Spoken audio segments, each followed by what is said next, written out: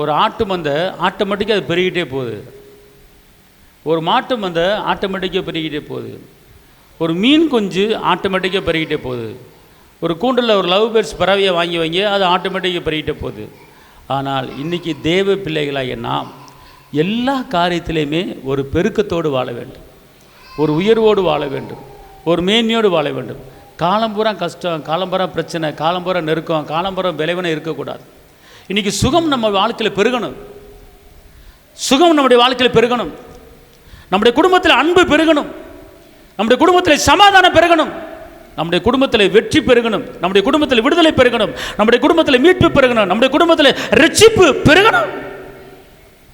ஏன்னா பெருக வைக்கிறவர் பெருக வைப்பார். அவர் பெருக்கத்தின் தேவன். மந்தை பெருகுவது போல உன்னை பெருக பண்ணுவேன் என்று நமக்கு வாக்கு பண்ணியிருக்கிறார்.